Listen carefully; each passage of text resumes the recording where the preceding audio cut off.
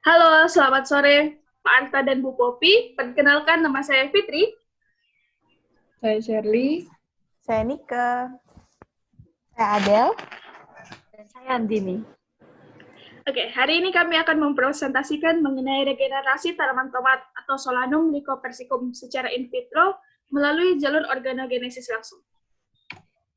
Jadi hari ini kami akan membahas 4 topik, yaitu pendahuluan yang akan dibahas oleh saya, kemudian metode penelitian yang akan dibahas oleh Adel dan Shirley, kemudian hasil dan pembahasan yang akan dibahas oleh Fitri dan Andini, dan kesimpulan yang dibahas kembali oleh Adel. Jadi yang melatar belakangi kami untuk mengambil judul ini adalah untuk mendapatkan bibit tomat yang baik. Tanaman tomat ini sangat mudah untuk terserang penyakit sehingga dapat menyebabkan kematian. Jadi dibutuhkan bibit tomat yang baik dan bebas penyakit dengan cara kultur in vitro. Teknik ini merupakan metode yang mengisolasi bagian tanaman dan menumbuhkannya pada kondisi aseptik dan dapat tumbuh dan berkembang menjadi tanaman yang baru. Jadi ada 2 jalur regenerasi pada kultur in vitro. Ada organogenesis langsung dan tidak langsung. Apakah teman-teman tahu kita menggunakan organogenesis langsung atau tidak langsung? Organogenesis langsung dong, Kak. Kan tadi udah ada di judulnya. Siap, berarti Anda menyimak ya. Jadi, yang kita gunakan itu organogenesis secara langsung karena untuk meminimalisir adanya mutasi. Selain itu, keuntungannya juga banyak. Dengan waktu yang cepat menghasilkan banyak eksplan, kemudian jumlah benih yang tidak terbatas, kemudian bebas hama dan penyakit, dan genotipnya sama dengan induknya. Kemudian kita menggunakan 2 macam ZPT pada penelitian ini. Ada yang tahu itu 2 gambar struktur kimia apa? Apa tuh? Adel tahu nggak? Wah, tahu dong. Tapi pasti teman-teman jauh lebih penasaran. Ini tuh struktur senyawa apaan sih, Kak? Ayo lanjutin lagi dong jelasinnya. Jadi yang di atas itu adalah ZPT NAA dan yang di bawah itu ZPT BAP. NAA itu merupakan ZPT golongan auxin yang berperan meningkatkan sintesis protein dan merangsang pertumbuhan akar. Sedangkan BAP adalah ZPT golongan sitokinin yang berfungsi untuk mengatur pembelahan sel dan morfogenesis. Untuk tujuannya, next. Jadi kami ingin mengetahui kombinasi ZPT yang terbaik untuk regenerasi tanaman tomat secara in vitro melalui jalur organogenesis langsung. Kemudian untuk metode penelitian akan dibahas oleh teman saya. Nah, ini tuh alat-alat familiar yang sering kita jumpai di lab. Dan pasti kalian pada kangen kan? Jadi alat ini itu adalah alat yang bakalan dipakai di penelitian ini. Ya, alat-alat yang dipakai yaitu ada scalpel dan blade, lalu ada pinset, cawan petri, gelas ukur, botol kultur, lampu spiritus, batang pengaduk, pipet berukuran 5 ml, laminar airflow atau LAF, timbangan analitik, dan autoclave. Next. Nah, seperti yang telah tertera pada PowerPoint, berikut merupakan bahan-bahan yang dipakai pada penelitian ini. Next. Selanjutnya, untuk cara kerja akan dijelaskan oleh partner saya, yaitu Shirley. Nah, cara kerja dalam penelitian ini ada 2. Yang pertama, regenerasi tunas dan akar Solanum lycopersicum menurut Jamus dan Abu-Gaud 2015. Pertama-tama, masing-masing eksplan, hipokotil, kotiledon, daun, dan stem disterilisasi selama 15 menit menggunakan Clorox 20% yang mengandung 1% Twin 20. Selanjutnya, eksplan yang sudah disterilisasi ditanam dalam media induksi tunas yang sudah diberi penambahan ZPT, NAA, TDZ, BA, dan kinetin untuk eksplan daun. Kemudian untuk eksplan hipokotil, kotiledon, dan stem diberi penambahan ZPT, NAA, dan TDZ.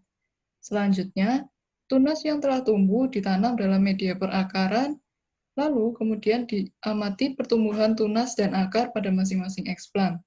Untuk yang kedua, yaitu regenerasi tunas Solanum lycopersicum menurut Daniel dan Ibrahim 2020. Masing-masing eksplan, hipokotil, kotiledon, dan daun disterilisasi selama 15 menit menggunakan natrium hipoklorit 5% dan Twin 20. Selanjutnya, eksplan ditanam dalam media induksi tunas dan diberi penambahan ZPT-BA dan NAA, serta BA dan kinetin dengan konsentrasi yang telah ditentukan. Setelah itu, diamati pertumbuhan tunas pada masing-masing eksplan. Untuk hasil dan pembahasan akan dijelaskan oleh teman saya, Fitri dan Andini. Oke, untuk pembahasannya sendiri, pada penelitian ini kami menggunakan 2 jurnal. Yang pertama oleh Jamos dan Abu Kuat tahun 2015, yaitu menggunakan eksplan daun, hipokotil, kotiledon, dan stem, di mana teknik sterilisasi yang digunakan menggunakan senyawa kimia, yaitu 20 Clorox yang mengandung 0,1% twin 20. Sedangkan untuk jurnal kedua kami, yaitu Daniel dan Ibrahim tahun 2020, menggunakan eksplan hipokotil, kotiledon, daun, dengan teknik sterilisasi menggunakan senyawa kimia juga seperti natrium hipoklorit 5% dan surfaktan twin 20. Di sini, teknik sterilisasi yang digunakan sudah optimal dalam mensterilisasi eksplan karena tidak terdapat eksplan yang terkontaminasi. Hal ini juga didukung oleh eksplan yang berada di atas tanah, sehingga tingkat kontaminasi pada eksplan sebelum disterilisasi tidak sebanyak tingkat kontaminasi pada eksplan yang berada di bawah tanah. Nah, dari review penelitian ini juga kita memperoleh hasil terbaik, yaitu didapat dari eksplan hipokotil, yang mampu meregenerasi tunas lebih cepat jika menggunakan eksplan hipokotil.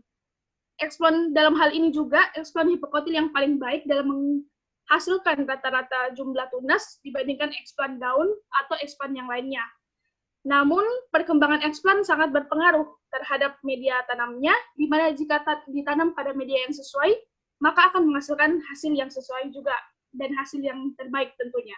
Selanjutnya akan dijelaskan oleh partner saya, Andini. Baik, dapat kita lihat pada slide ini merupakan data penelitian hasil optimum yang dilakukan oleh kedua penelitian, yaitu penelitian oleh Jamus dan Abu Khaut pada tahun 2015 dan penelitian oleh Daniel dan Ibrahim pada tahun 2020. Penelitian yang dilakukan oleh Jamus dan Abu Khaut itu menanamkan eksplan yang pada media MS dengan penambahan ZPT, NAA, dan TDZ yang konsentrasinya bervariasi.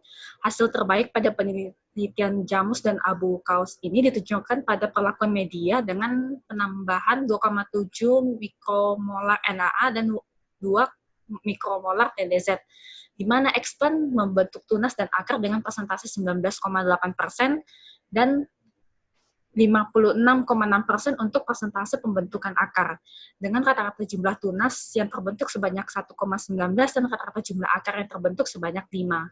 Jika dibandingkan dengan regenerasi tunas dan akar dari eksplan daun yang dilakukan oleh Daniel dan Ibrahim, regenerasi tunasnya itu menggunakan media MS dengan penambahan 5 mg per liter BA, di mana konsentrasi ZPT ini merupakan konsentrasi yang paling optimal dalam penelitian Daniel dan Ibrahim. Hasil dari penelitian ini berbeda dengan hasil penelitian oleh Jamus dan Abu Khaut, di mana pada penelitian Daniel dan Ibrahim ini, media yang mengandung BA menghasilkan tunas yang lebih banyak dibandingkan media yang mengandung NAA dan TDZ. Media yang mengandung BA ini menghasilkan rata-rata jumlah tunas terbanyak, yaitu sebanyak 6,5 dengan persentase pertumbuhan tunas sebesar 91,67%. Persentase pertumbuhan tunas pada penelitian Daniel dan Ibrahim lebih besar dibandingkan persentase pertumbuhan tunas pada Jamus dan Abu Khaut, yang hanya sebesar 19,8%.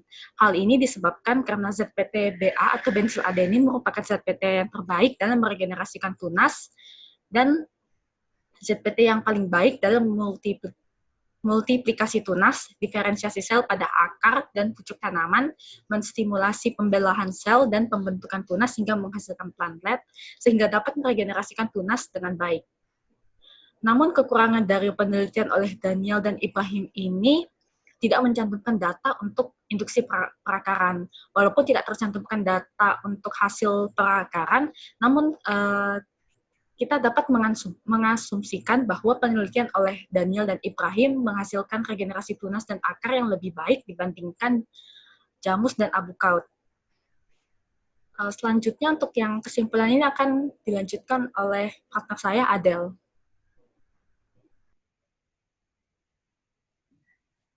Kesimpulan dari penelitian ini adalah kombinasi ZPT terbaik pada tahap regenerasi tunas didapatkan dari penelitian Daniel dan Ibrahim pada tahun 2020 dengan media yang mengandung BA dengan konsentrasi 5 mg per liter, menghasilkan nilai rata-rata jumlah tunas sebanyak 6,5 dengan persentase pertumbuhan tunas sebesar 91,67%.